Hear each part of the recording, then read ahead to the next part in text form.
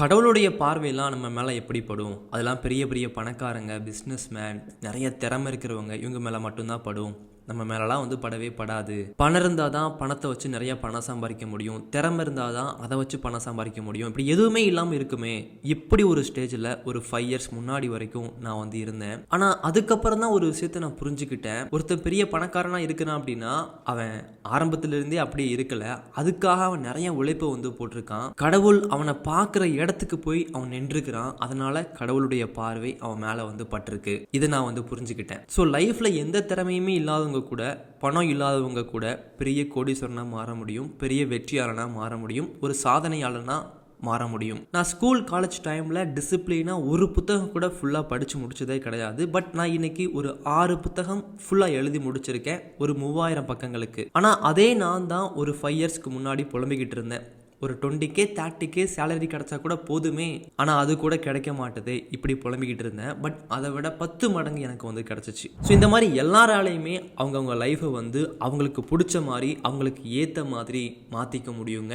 அதுக்கு சில விஷயங்களை நம்ம பண்ணியாகணும். அந்த ஒவ்வொரு பாயிண்ட்டையும் சொல்கிறதுக்கு முன்னாடி ஒன்று மட்டும் சொல்லிக்கிறேன்.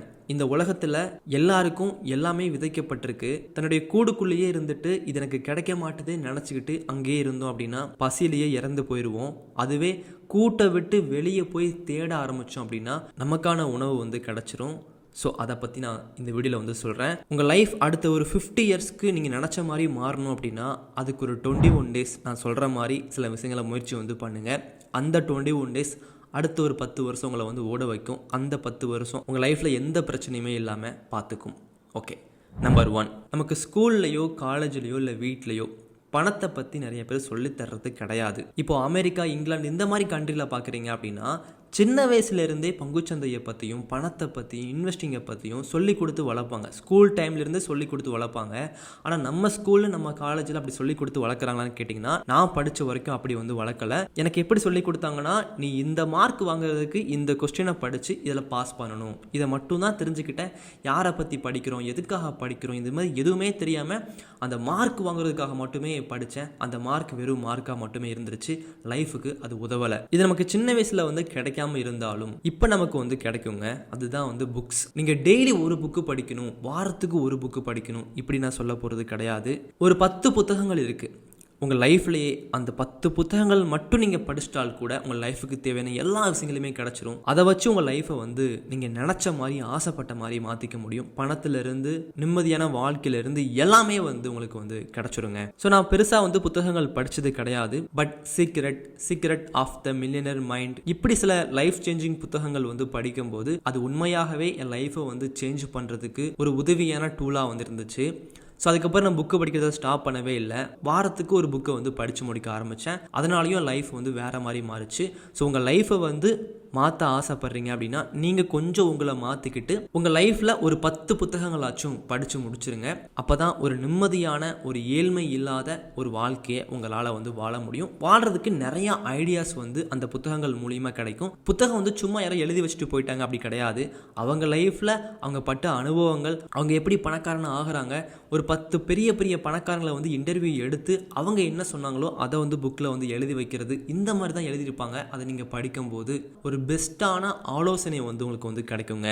ஸ்கூல் காலேஜில் கிடைக்காது, இந்த புத்தகத்தில் கிடைக்கும். அதை வச்சு நீங்கள் வளர முடியும். சரிங்களா? ஓகே, அடுத்த செகண்ட் ஒன்று, என் லைஃப் மாறினதுக்கு ஒரு முக்கியமான காரணம் அப்படின்னா காலையில் 5 மணிக்கு எழுந்திருக்கிறது. நான் இப்போ வரைக்குமே முயற்சி பண்ணிக்கிட்டு இருக்கேன். சம்டைம்ஸ் ஜெயிப்பேன், சம்டைம்ஸ் தோத்துருவேன். ஆனாலும் அந்த முயற்சி பண்ணுறது மட்டும் நான் ஸ்டாப் பண்ணவே இல்லை.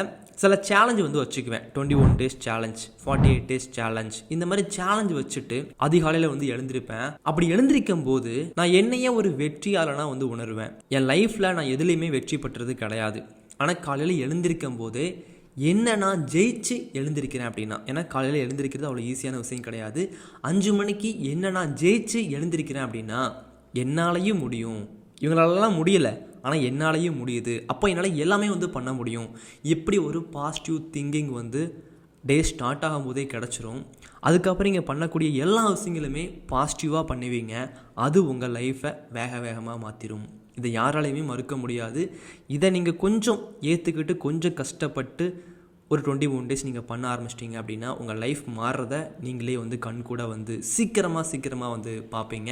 அதனால் வந்து காலையில் எழுந்திருக்கிறத மட்டும் எக்காரணத்தை கொண்டு ஸ்டாப் பண்ணாமல் எழுந்திருக்க ஆரம்பிங்க. ஒரு 1 வீக் 2 வீக்ஸ் வந்து என்ன பண்ணுறதுனே தெரியாது, காலையில் ஃபோன் தான் யூஸ் பண்ணிக்கிட்டு இருப்போம். பட் போக போக அந்த டைம் வந்து இப்படி நம்ம பயன்படுத்தலாம், சும்மா தானே இருக்கிறோம், புக்கு எழுதலாம், புக்கு வந்து படிக்கலாம், இப்படி யோசித்து ஏதாச்சும் பண்ண ஆரம்பிப்பீங்க. அப்படி பண்ணுறது கடவுள் கண்ணில் வந்து பட்டு அது ஒரு பெரிய வளர்ச்சி வந்து அடையும்.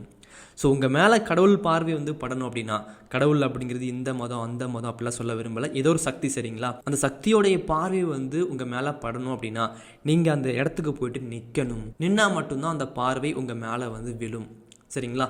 ஸோ செகண்ட் ஒன்று வந்து மார்னிங் எழுந்திரிங்க. பெரிய பெரிய வெற்றியாளர்கள் எல்லாருமே காலையில் எழுந்திரிச்சிருக்காங்க, அதிகாலையில் எழுந்திரிச்சிருக்காங்க. எழுந்திருக்கும் போது நிறைய நேரம் நமக்கு கிடைக்கும், நம்ம டிசிப்ளினாக நம்மளே வந்து உணர்வோம், நிறைய விஷயங்களை பண்ண ஆரம்பிப்போம். லைஃப் நீங்கள் நினச்சதை விட வேகமாக மாறும். நான் ஒரு விஷயம் மட்டும் சொல்கிறேன், எனக்கு கடவுள் நம்பிக்கை அந்த மாதிரி பெருசாக வந்து எதுவுமே கிடையாது. ஏதோ ஒரு சக்தி வந்து இந்த பிரபஞ்சத்தில் வந்து இருக்குது, அது நம்மளை வந்து வழி நடத்துது, இதை நான் நம்புகிறேன். அப்படி இருக்கும்போது ஒரு மனிதன் உருவத்தில் ஒருத்தங்க வந்து எனக்கு வந்து சொன்ன ஒரு விஷயந்தான், 5 இயர்ஸ்க்கு முன்னாடி சொன்ன ஒரு விஷயந்தான், காலையில் 5 மணிக்கு எழுந்திரிச்சிரு, உனக்காக ஒரு விஷயம் காத்துக்கிட்டு இருக்கு, அந்த இடத்துக்கு நீ போக போகிற. என்கிட்ட எதுவுமே இல்லாத போது, நான் ஜீரோவில் இருக்கும்போது என்னடா பண்ண போகிறேன்னு நினைக்கும் போது இந்த வார்த்தையை யாரோ ஒரு மனசை வந்து சொல்லிட்டு போனாங்க. அவங்க ஊர் கூட திருவண்ணாமலைன்னு சொல்லி சொன்னாங்க. என்னோட 3 புத்தகத்துலேயுமே அதை பற்றி நான் தெளிவாக வந்து எழுதியிருப்பேன். ஸோ உங்கள் லைஃப்பில் நீங்கள் பெருசாக ஜெயிக்க ஆசைப்படுறீங்க அப்படின்னா காலையில் நிச்சயமாக எழுந்திரிச்சிருங்க. ஓகே, அடுத்து தேர்ட் ஒன், தனிமை ரொம்ப கொடூரமானது. தனிமையில் இருந்தோன்னா ரொம்ப போர் அடிக்கும், லைஃப்பில் வந்து எதுவுமே பண்ண முடியாது, அப்படியே அழிஞ்சு போயிடுவோம், இப்படி சிலர் சொல்லி நான் கேள்விப்பட்டிருக்கேன். அது உண்மையே கிடையாது. ஒரு 20லேருந்து 30 ஏஜுக்குள்ளே இருக்கிறீங்க அப்படின்னா நீங்கள் அதிகமாக தனிமையில் இருந்தால் மட்டும்தான் உங்கள் லைஃப் நீங்கள் ஆசைப்பட்ட மாதிரி மாறும். ஏன்னா நம்ம யாருமே நம்ம மனசு கூட அதிகமாக பேசுகிறது கிடையாது. ஆனால் யார் அவங்கவுங்க மனசு கூட அதிகமாக பேசிக்கிறாங்களோ அவங்க தான் பெருசாக வந்து ஜெயிக்கிறாங்க. தனிமையில் இருக்கும்போது உங்களை பற்றியும் உங்கள் கேரக்டரை பற்றியும் நீங்கள் என்ன பண்ணிக்கிட்டு இருக்கீங்க, என்ன பண்ண போகிறீங்க, எது பண்ணால் சரியாக இருக்குன்னு சொல்லிட்டு நிறைய யோசிச்சுக்கிட்டே இருப்பீங்க. அப்படி யோசிச்சு பண்ணுற விஷயங்கள் ரொம்ப தெளிவாக இருக்கும், சரியாக வந்து இருக்கும். ஆனால் எப்போ பார்த்தாலும் மக்கள் கூடயே இருக்கிறீங்க அப்படின்னா உங்களால் சரியாக வந்து சிந்திக்க முடியாது, நம்ம பண்ணுறது சரியாக தவறாங்கிறதே நமக்கு தெரியாது. ஸோ நான்லாம் பார்க்குறீங்கன்னா ஒரு 2-3 இயர்ஸ் வந்து யாரு கண்ணுக்குமே படாமல் இந்த பையன் எங்கே இருக்கிறானே யாருக்குமே தெரியாது, அப்படி என் லைஃப்பை வந்து ஒழிச்சுக்கிட்டேன். அதுக்கப்புறம் வெளியே வரும்போது அவங்க பார்வையே வந்து வேறு மாதிரி மாறிடுச்சு. ஸோ உங்கள் லைஃப் மாறணும் அப்படின்னா உங்களை நீங்கள் முடிஞ்ச அளவுக்கு தனியாக ஒழிச்சு வச்சுக்கோங்க. திரும்ப ஒரு கம்பேக் கொடுக்கும்போது அது பயங்கரமாக இருக்குங்க. ஸோ முடிஞ்ச வரைக்கும் ஒரு நாளைக்கு 2-3 ஹவர்ஸ் ஆச்சும் தனிமையில் வந்து இருக்க பாருங்கள், சரிங்களா? இந்த 3 விஷயங்களும் என் லைஃப்பை வந்து மாற்றுச்சு. நீங்கள் காலேஜ் படிச்சுட்ருக்கலாம், காலேஜ் படிச்சுட்டு வேலைக்கு போயிட்டுருக்கலாம், இல்லை வேலை தேடிக்கிட்டு இருக்கலாம், என்னவாக இருந்தாலும் சரி, உங்கள் லைஃப் நீங்கள் ஆசைப்பட்ட மாதிரி மாறணும் அப்படின்னா நீங்கள் அந்த இடத்துல போயிட்டு நிற்கணும், அதற்கான முயற்சியை வந்து பண்ண ஆரம்பிக்கணும். நீங்கள் கஷ்டப்பட ஆரம்பிச்சிட்டாலே அந்த சக்தியோட பார்வை வந்து உங்கள் மேலே வந்து பட்டுச்சுன்னு சொல்லி தான் அர்த்தம். உங்கள் லைஃப் வந்து வேகமாக மாறப்போகுதுன்னு தான் அர்த்தம். ஸோ உங்கள் ஃப்ரெண்ட்ஸ் அண்ட் ஃபேமிலியில் லைஃப்பை ஜெயிக்கிறதுக்கு யாராச்சும் ஓடிக்கிட்டு இருக்காங்க அப்படின்னா இந்த வீடியோ உங்களுக்கு ஷேர் பண்ணுங்கள். இந்த வீடியோ உங்களுக்கு ஒரு பூஸ்டப் வந்து கொடுக்கும், அவங்க இன்னும் வேகமாக வந்து ஓட ஆரம்பிப்பாங்க, சரிங்களா? இதே மாதிரி நிறைய வீடியோஸ் நம்ம பார்க்கலாம். நிறைய புத்தகங்கள் படிச்சுக்கிட்டு இருக்கேன், அதை பற்றி நான் போடுறேன். தேங்க்யூ.